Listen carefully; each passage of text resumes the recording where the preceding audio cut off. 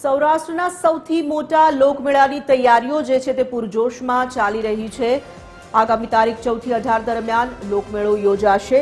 ગત વર્ષે વરસાદને લઈને લોકમેળાને લોકો નહોતા માણી શક્યા। ચકરડી, રાઇડ્સ, ઝૂલા સહિતની કામગીરીને આખરી ઓપ આપવામાં આવ્યો છે। રાઇડ્સમાં કોઈ ઘટના ન બને તેના માટે પૂરતી તકેદારી રાખવામાં આવી છે। તંત્ર દ્વારા પણ થર્ડ પાર્ટી ઇન્સ્પેક્શન કરાવવામાં આવ્યું।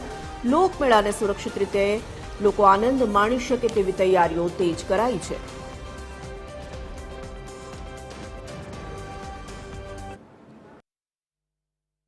સૌરાષ્ટ્રનો સૌથી મોટો લોકમેળો એટલે રાજકોટનો લોકમેળો વખણાય છે અને રાજકોટના લોકમેળામાં જુદા જુદા શહેરોમાંથી લોકો અહીં મેળાનો આનંદ માણવા આવતા હોય છે। આગામી તારીખ 14 થી 18 દરમિયાન આ લોકમેળો યોજાવાનો છે। ત્યારે લોકમેળાને લઈને હવે આખરી તૈયારીઓ પણ ચાલી રહી છે। અહીં મોટી મોટી ફજેતો અને ચકેડીઓ અને ઝૂલાઓ લાગતા હોય છે। આ ઝૂલાઓ અને બે ચકેડીઓ લગાવવા માટે દિવસો લાગતા હોય છે। ત્યારે રાજસ્થાનથી સ્પેશિયલ કારીગરો આ ચકેડીઓને ફિટ કરવામાં માટે આવતા હોય છે। જે ચકેડી હોય છે અંદાજે તેને 10 દિવસ અને 6 જેટલા કારીગરો આ ચકેડીને ફિટ કરતા હોય છે અને સાથે સાથે લોકોની સુરક્ષાને લઈને તે તકેદારી રાખતા હોય છે। જે કારીગરો છે તેમની પાસે સાથે જ આપણે વાત કરવાનો પ્રયાસ કરીશું કે તેની પાસેથી સાચી માહિતી મેળવશું કે આ ચકેડીઓ જે ફિટ કરતા હોય છે ત્યારે કઈ કઈ બાબતોનું ધ્યાન રાખવામાં આવે છે। શું नाम आपનું? सिम भाई नाम।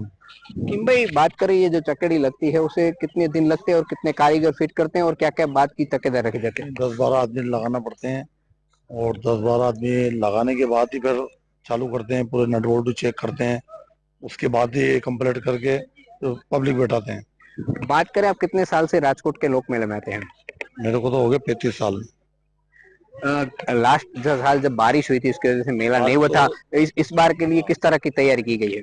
इस बार तो तैयारी बहुत बढ़िया की है। हमें जो पहले वाली तैयारी अलग करी, बाकी इसको पालकियों में चेन सिस्टम भी कर दिया हमने, सब सेफ्टी के साथ हुआ। कितनी चकेड़ियां राजकोट के मेले में लगती है?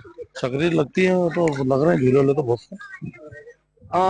જે મેળામાં જે લોકો છે જે ચકેડીઓ ફિટ કરતા હોય છે તેમની સાથે પણ આપણે વાત કરી। જે સાઈડમાં જે ઝૂલા હોય છે તેમાં ચેન પણ ફિટ કરવામાં આવી છે। સાથે સાથે લોકોની તકેદારી રાખવા માટે તેના માટે કલેક્ટરના જે આદેશ પ્રમાણે માર્ગ અને મકાન વિભાગ દ્વારા થર્ડ પાર્ટી ઇન્સ્પેક્શન પણ કરાવવામાં આવ્યું હતું। જેમાં ચકેડીમાં કયા પ્રકારનું લોખંડ છે તેની થિકનેસ પણ ચેક કરવામાં આવી હતી। સાથે સાથે જે વેલ્ડિંગ થતું હોય છે તેની પણ ચેકિંગ કરવામાં આવ્યું હતું। આ દ્રશ્યો પણ આપ સીધા જ જોઈ શકો છો કે અત્યારે જે ચકેડીઓ છે તેનું ચેકિંગ પણ હાલ ચાલી રહ્યું છે, કઈ રીતના ફરી રહી છે તેની પણ તકેદારી રાખવામાં આવી છે। આમ તમામ બાબતોને ધ્યાનમાં રહી હાલ આ જે લોકમેળો છે તેની આખરી તૈયારીઓ ચાલી રહી છે। લોકો આવતા 5 દિવસ સુધી લોકમેળાને આનંદથી માણે અને સેફટી સાથે માણે તેની પણ તકેદારી રાખવામાં આવતી હોય છે। કેમેરામેન રવિ ચાવડા સાથે રવિ મોટવાણી, TV 13 રાજકોટ।